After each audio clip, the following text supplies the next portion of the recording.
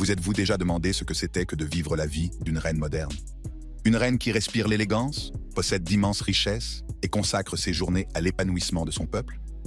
Aujourd'hui, nous vous emmenons dans la vie extraordinaire de Raja Zarit Sofia, la reine la plus riche de Malaisie. De ses humbles débuts d'étudiante brillante et curieuse à ses études à la prestigieuse université d'Oxford, la vie de la reine Raja Zarit n'est rien moins qu'une source d'inspiration. Mais c'est la suite qui a fait d'elle une icône. Un style de vie royal si somptueux qu'il rivalise avec n'importe quel conte de fées. Nous explorerons les vastes domaines et palais qu'elle appelle sa maison, les trésors inestimables de sa collection et la routine quotidienne d'une reine qui vit comme aucune autre. Mais ce n'est pas tout. Derrière les bijoux et les palais luxueux se cache un cœur d'or. Raja Zarit n'est pas seulement une reine de la richesse, mais aussi une reine des cœurs, qui consacre son influence à la philanthropie, qu'il s'agisse d'initiatives éducatives ou d'opérations de secours en cas de catastrophe. Restez avec nous pour découvrir son parcours inspirant, ses racines, son règne et l'impact qu'elle a eu non seulement en Malaisie, mais aussi dans le monde entier. Croyez-moi, c'est une histoire à ne pas manquer. C'est parti. Les débuts de la reine et ses influences. Grâce, intelligence et élégance, telles sont les caractéristiques de la reine Raja Zarit Sofia, consort du sultan de Johor et figure éminente du paysage royal malaisien. Sa vie est un mélange de traditions anciennes et de richesses modernes. En tant que reine consort du Yang di Pertuan Agong, le monarque de Malaisie, elle est l'incarnation de la grâce. Mais ne vous fiez pas à sa sérénité en public. Elle n'est pas seulement un symbole de beauté et d'équilibre. C'est une femme d'affaires avisée et calculatrice, et l'une des femmes les plus riches d'Asie du Sud-Est. Cependant, avant de nous plonger dans la splendeur de son monde royal, jetons d'abord un bref coup d'œil sur la vie qui a préparé le terrain pour le luxe dans lequel elle baigne aujourd'hui. Née le 14 août 1959, Raja Zarit Sofia est issue de l'une des plus importantes familles royales de Malaisie. Elle est la fille du sultan Idris Shah II, 33e sultan de Perak, et du Raja Perempuan Muzwin. Ayant grandi dans un monde d'opulence, Raja Zarit Sofia n'est pas étrangère aux responsabilités qui accompagnent la royauté. Cependant, son statut royal ne l'a pas dissuadée de poursuivre l'excellence dans l'éducation. Dès son plus jeune âge, elle a fait preuve d'une soif de connaissance qui lui a valu d'occuper une place unique dans l'histoire royale de la Malaisie. Raja Zarit Sofia a commencé ses études à la Sekolah Kebangsan Datin, Khadijah, et à la Sekolah Menengah Kebangsan Raja Perempuan Kelsom, à Kuala Kangsar, Perak. Elle a ensuite élargi ses horizons au prestigieux Cheltenham Ladies College en Angleterre. Son parcours universitaire s'est poursuivi au Somerville College de l'Université d'Oxford, où elle a obtenu une licence en études chinoises en 1983, marquant ainsi une étape importante dans son parcours universitaire. Son séjour à Oxford a non seulement enrichi sa compréhension des cultures mondiales, mais a également consolidé son rôle de phare intellectuel en Malaisie. Ses résultats scolaires sont un exemple pour les Malaisiens, en particulier les femmes, et prouvent que l'éducation et la tradition peuvent coexister harmonieusement. Le 22 septembre 1982, Raja Zarit Sofia a épousé le Tunku Ibrahim Ismail, qui était alors le Tunku Mahkota, également appelé prince héritier de Johor. Leur union symbolise la fusion de deux puissantes lignées royales et marque le début de son rôle central dans la famille royale de Johor. Après leur mariage, elle a reçu le titre de son Altesse Raja Zarit Sofia, Isteri Tunku Mahkota, ou consort du prince héritier de Johor.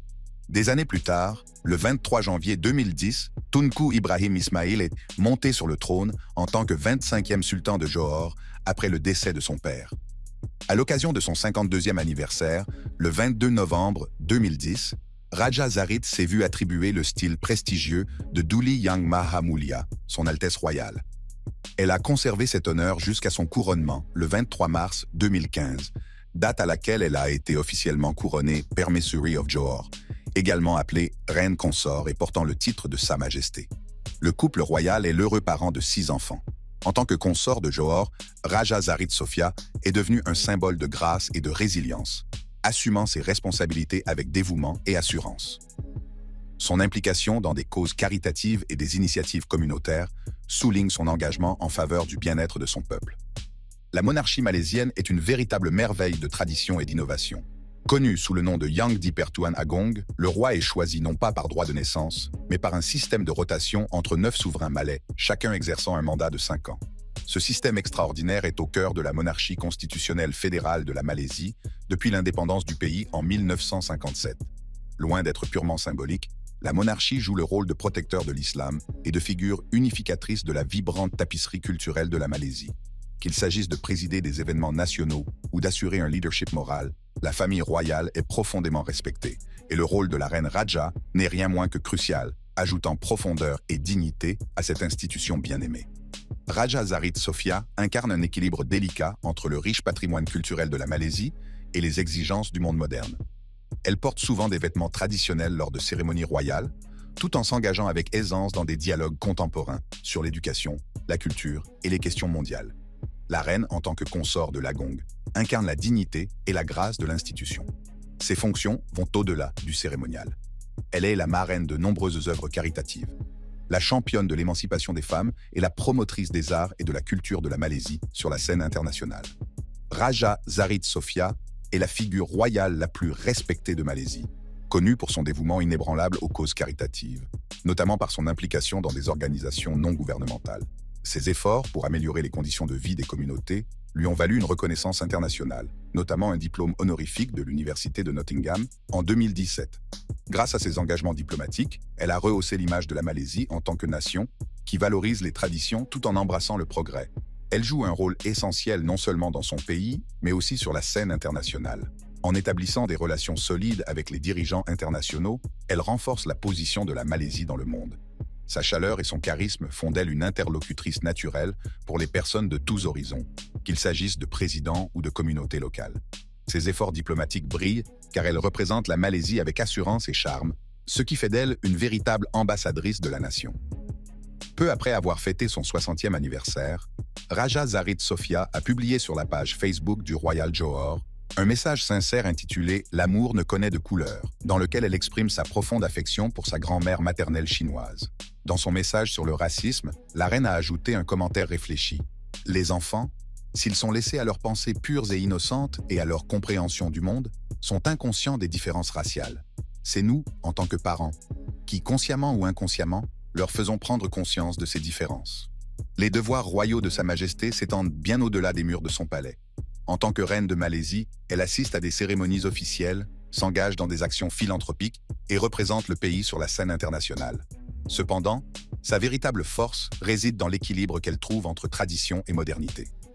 Malgré son statut royal, elle joue un rôle essentiel dans l'empire commercial de sa famille, contribuant de manière significative à sa croissance et à son succès. De ses remarquables réalisations académiques à sa lignée royale, l'histoire de la reine est un mélange harmonieux d'élégance et de grandeur. Un aperçu de son monde royal. Le sultan Ibrahim Sultan Iskandar, roi de Johor, et sa reine, Raja Sarit Sofia, sont au sommet de la splendeur royale de la Malaisie. Leur vie incarne la grandeur et le prestige, mettant en valeur non seulement leur fonction royale, mais aussi leur immense richesse et leur mode de vie luxueux. Sultan Ibrahim Sultan Iskandar n'est pas seulement le monarque de la Malaisie, mais aussi l'une des personnes les plus riches du pays. La vie des membres de la famille royale, l'une des plus riches de Malaisie, allie l'héritage traditionnel au luxe moderne, ce qui suscite l'admiration du monde entier. Le sultan Ibrahim, vénéré comme le sultan de Johor, n'est pas seulement connu pour ses qualités de dirigeant, mais aussi pour son immense richesse. Sa fortune est estimée à 1 milliard de dollars, ce qui le place parmi les personnes les plus riches de Malaisie. Cette richesse provient de diverses entreprises, notamment d'investissements dans l'immobilier et les plantations et d'une participation dans Johor Corporation, le plus grand conglomérat de l'État. Cependant, ses revenus royaux et son héritage lui assurent un mode de vie luxueux sans égal. Le sultan Ibrahim a justifié sa participation à des entreprises commerciales, affirmant qu'il doit gagner sa vie comme tout le monde, plutôt que de dépendre entièrement de son allocation mensuelle de 27 000 rials malaisiens. La famille royale de Johor possède cependant une fortune colossale, estimée à 5,7 milliards de dollars américains, comme le rapporte Bloomberg. Cette fortune considérable est diversifiée dans différents secteurs, notamment l'immobilier, les télécommunications et les investissements privés. Le sultan a participé à d'importantes transactions foncières, notamment la vente de 116 acres de terrain en bord de mer à Johor Bahru à Gwangju RNF pour un montant de 4,5 milliards de milliards. La fortune personnelle de Sa Majesté est aussi impressionnante que celle de son mari. Elle possède de luxueuses propriétés, tant en Malaisie qu'à l'étranger, qui donnent un aperçu de ses goûts raffinés et de son élégance. La famille Johar est impliquée dans d'importants projets le long de la côte sud de Johor, qui donne sur le détroit de Singapour, un corridor maritime essentiel. Les intérêts commerciaux du sultan sont notables. Il est le deuxième actionnaire de Berjaya Assets et détient une participation de 17,3% dans Raytheon Digital, un fournisseur de premier plan de services de télécommunications et d'infrastructures numériques. La question pressante est la suivante. Où va toute cette richesse? Comment ces milliards sont-ils dépensés? Le roi et la reine de Malaisie sont la preuve vivante d'une opulence sans faille, profitant de tous les aspects somptueux de leur richesse. Voyons de plus près comment ils canalisent leur fortune, en commençant par leur splendide résidence, l'Istana Negara. Niché dans le paysage urbain animé de Kuala Lumpur, en Malaisie, se dresse un symbole de l'héritage royal et de la grandeur architecturale, l'Istana Negara, ou Palais national. Cet édifice majestueux est la résidence officielle du Yang Dipertuan Agong, le roi de Malaisie, et de sa famille. Achevé en 2011, l'Istana Negara est un témoignage de la riche tapisserie culturelle de la Malaisie, mêlant harmonieusement les styles architecturaux traditionnels malais, islamiques et occidentaux. Sa caractéristique la plus frappante est la présence de 22 dômes dorés, dont les deux plus grands ont été conçus sous la forme de feuilles de bétel soigneusement superposées, symbolisant la prospérité et la force. Le complexe du palais s'étend sur environ 97,65 hectares et est divisé en 3 sections principales: la composante formelle, la composante royale et la composante administrative. Chaque zone a une fonction distincte, assurant le bon fonctionnement de la maison royale. Dès l'entrée, les visiteurs sont accueillis par le hall principal, qui mène à la salle des banquets où se déroulent les cérémonies officielles et royales. À côté se trouve la Singgasana, la salle du trône principal, où le Yang Dipertuan Agong préside les audiences officielles. Le Royal Component abrite 9 Royal Guest Suites, toutes méticuleusement conçues pour offrir confort et luxe. Le jardin privé royal offre une retraite sereine, reflétant la tranquillité de la vie royale. Pour soutenir les opérations du palais, la composante administrative comprend des bureaux pour les administrateurs du palais, un héliport pour les voyages royaux et une écurie, soulignant l'importance traditionnelle des activités équestres pour la royauté malaisienne. À la tombée de la nuit, le palais se transforme en un phare de lumière, les dômes dorés s'illuminant et projetant une lueur chaleureuse sur la ville. Les couleurs changeantes des lumières reflètent les différentes fonctions qui s'y déroulent, ajoutant à la présence dynamique du palais. Une tradition notable à l'Istana Negara est la cérémonie de la relève de la garde, un spectacle de discipline et d'apparat qui reflète le riche patrimoine culturel de la Malaisie. Bien que le palais reste la résidence officielle du Yang Dipertuan Agong, le public peut apprécier sa grandeur depuis des zones d'observation désignées, ce qui permet d'avoir un aperçu de la vie royale, qui continue d'être une pierre angulaire de l'identité de la Malaisie. Ce chef-d'œuvre architectural allie le design malais traditionnel à des éléments modernes, symbolisant l'héritage durable de la monarchie. Avec ses dômes grandioses et ses vastes terrains, l'Istana Negara est un symbole de la royauté, où le sultan Ibrahim et sa reine accueillent des cérémonies d'État et des dignitaires internationaux. Mais lorsqu'il s'agit de retraite personnelle, la reine Raja Zarid Sofia et sa famille se retirent à Istana Bukit Seren, leur résidence privée à Johor Bahru.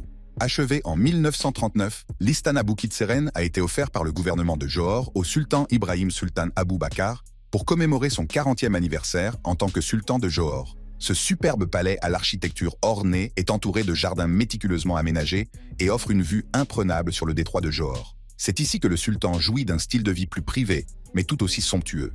Le palais est réputé pour son design art déco caractéristique, avec une arche imposante ornée de l'emblème de l'État de Johor et une tour de 35 mètres de haut qui offre une vue imprenable sur le paysage environnant. L'architecture du palais témoigne des sensibilités de l'époque en matière de design, avec des sculptures uniques et une esthétique influencée par le mouvement art déco. Pendant l'occupation japonaise, de 1942 à 1945, le palais a servi de point d'observation stratégique pour les opérations militaires, le général Yamashita utilisant sa tour pour surveiller les positions des forces alliées dans le détroit de Johor. Les vastes jardins ont longtemps été le lieu de rassemblement et de célébration royale, reflétant le riche héritage culturel du sultanat de Johor. Si l'intérieur reste privé, l'extérieur du palais, surtout lorsqu'il est illuminé la nuit, donne un aperçu du style de vie royal et de l'élégance architecturale. L'emplacement stratégique du palais offre une vue panoramique sur la ville et le détroit de Johor, ce qui souligne son importance historique. Gardé par la Royal Johor Military Force, l'armée privée du sultan, l'Istana Bukit Seren symbolise l'autorité du sultan et la souveraineté de l'État. À côté du palais se trouve l'Aman Makota, un espace public où les visiteurs peuvent apprécier la grandeur du palais et en apprendre davantage sur son histoire. Cet espace sert de pont entre la résidence royale et le public et permet de jeter un regard respectueux sur l'héritage du palais. Le parc automobile extravagant du roi et de la reine, qui passe de leur splendide palais à la route, est un autre témoignage de leur style de vie royal. La passion de Sultan Ibrahim pour les automobiles est tout simplement extraordinaire. Sa collection éclectique comprend aussi bien un camion Mack, rappelant Optimus Prime, qu'une charmante voiture de collection à 3 roues, et même un véhicule en bois inspiré des pierres à feu. Alors que les membres de la famille royale britannique exudent le charme discret d'un luxe tranquille, le monarque malaisien adopte une approche plus tape à l'œil. Sur les réseaux sociaux, ils présentent fièrement leur collection impressionnante de Ferrari et de motos. Le sultan Ibrahim n'hésite pas à faire étalage de son opulence. Ses pages TikTok et Facebook sont remplies d'aperçus de ses enviables collections. Une Ferrari Testarossa des années 90, une Rolls-Royce d'un rose éclatant, etc. Au total, son garage abrite 300 voitures de luxe anciennes, dont une Mercedes 540 de 1936 ayant appartenu à Adolf Hitler. Dans une interview de 2013 qui a refait surface, partagée sur YouTube en 2017, Sultan Ibrahim a révélé que cette voiture tristement célèbre est arrivée dans sa famille par le biais d'une connexion inhabituelle. Hitler, un ami de la famille, l'a offerte à son arrière-grand-père. Mais son amour pour les roues va au-delà de la collection. Le sultan Ibrahim est un passionné de sport mécanique, profondément impliqué dans la croissance et l'innovation de la scène automobile de Johor. On aperçoit ici le roi de Malaisie au guidon d'une moto pour rencontrer les habitants de Johor en 2015. Il a lui-même posté cette photo sur ses réseaux sociaux, témoignant ainsi de sa passion pour les motos. En guise de clin d'œil à son esprit pionnier, il a la particularité d'être le premier dirigeant malais à avoir été autorisé à conduire une locomotive, ce qui témoigne de son lien unique avec tout ce qui roule. La passion du sultan Ibrahim et de la reine Raja pour l'automobile et l'aviation est véritablement légendaire. Leur collection de voitures comprend des modèles rares et personnalisés, des Bugatti au Rolls-Royce, et même un camion Mack personnalisé en bleu royal. Outre leur impressionnante fortune, ils possèdent également une flotte de jets privés, dont 3 Gulfstreams et un superbe Boeing 337 bleu et or. Ce luxueux Boeing Business Jet 2 est réputé pour sa capacité à voler sans escale pendant 10 heures. Paré d'or étincelant et portant l'écusson royal de Johor, cet avion dispose d'un intérieur sur mesure, méticuleusement conçu selon les préférences du sultan Ibrahim Sultan Iskandar. Pilote avide et passionné de voitures et d'avions, le sultan a laissé sa marque dans ce chef-d'œuvre aérien. Il ne fait aucun doute que les voyages de la famille royale de Johor ne sont jamais moins qu'extraordinaires. La reine, Raja Zarid Sofia, n'est pas seulement une figure de proue de la royauté. Elle impose le respect avec sa propre armée privée, ce qui témoigne de sa stature et de son importance. Oui, la reine de Malaisie a sa propre armée privée. La force militaire royale de Johor, créée en 1885, est la seule force militaire indépendante de Malaisie, ce qui souligne la position unique du sultan dans la hiérarchie royale du pays. Ce groupe d'élite assure la sécurité et l'honneur de la reine, mettant en valeur la splendeur royale qui l'entoure. Mais le point fort de sa vie luxueuse est sa collection de diadèmes éblouissants. Souvent portés par la reine Raja Zarid Sofia, ces héritages de la famille royale de Johor complètent parfaitement sa grâce et son allure royale.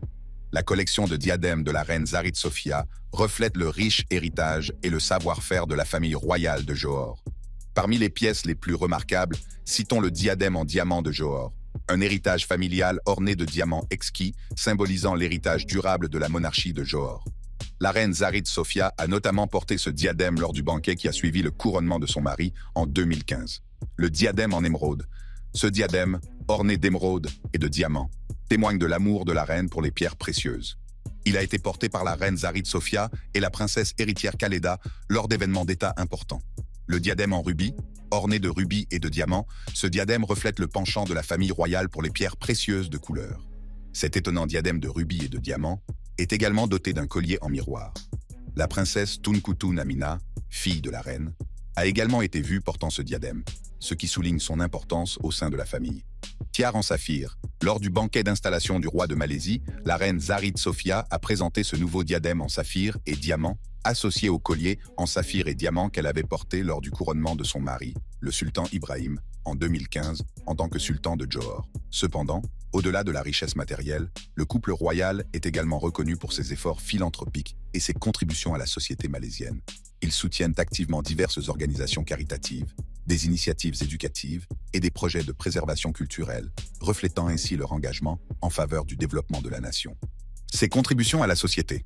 En tant qu'épouse du sultan Ibrahim Ismail de Johor, La reine Zarit Sofia est la gardienne d'une monarchie séculaire profondément ancrée dans l'histoire. Pourtant, elle relève les défis d'un monde en mutation rapide, en assumant son rôle avec grâce et en faisant preuve d'une vision avant-gardiste. Formée à l'université d'Oxford, sa formation universitaire est la pierre angulaire de son leadership, soulignant son engagement en faveur de l'éducation et du développement intellectuel en Malaisie. La reine est une fervente partisane de l'éducation comme moyen d'avancement personnel. Elle est chancelière de l'University Technology Malaysia, UTM, et a lancé plusieurs programmes pour soutenir les étudiants issus de milieux défavorisés. En tant que chancelière de l'University Technology Malaysia, elle se fait la championne de l'éducation, garantissant l'accès à un apprentissage de qualité pour tous. Le 17 mars 2016, elle a lancé le fonds du chancelier Because We Care pour soutenir le bien-être des étudiants B40 à l'UTM. 3 ans plus tard, à la même date, elle a lancé le programme Bangsa Johor Bahagia, axé sur l'autonomisation de la communauté B40. La philanthropie est au cœur de l'influence de la reine Zarit Sofia. Qu'il s'agisse de défendre des causes telles que l'éducation, les soins de santé ou les secours en cas de catastrophe, elle illustre le pouvoir de la compassion. Ces initiatives ont permis d'offrir des bourses à des étudiants, de soutenir la recherche médicale et d'apporter de l'aide à des communautés touchées par des catastrophes naturelles. Elle occupe également le poste de conseillère royale auprès de la Société du Croissant Rouge malaisien et préside la Tunku Laksamana Johor Cancer Foundation.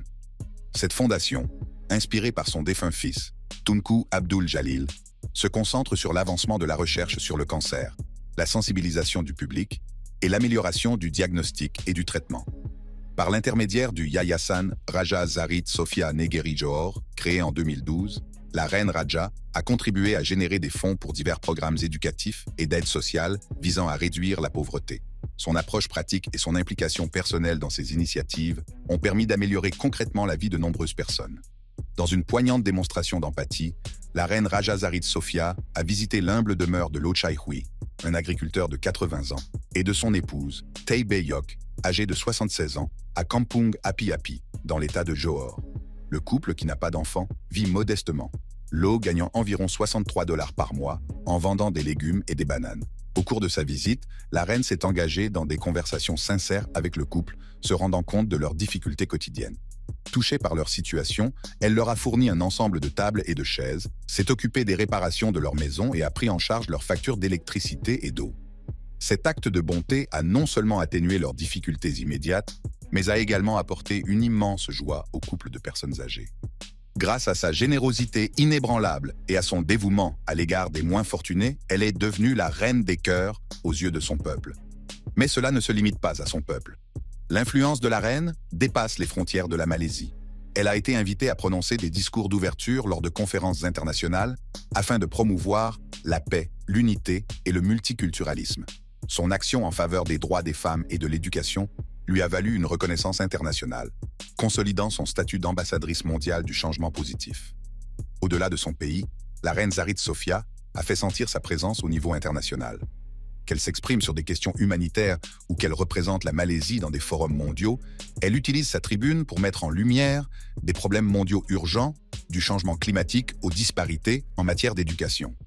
Raja Zarit Sofia est également une oratrice recherchée lors de conférences universitaires nationales et internationales.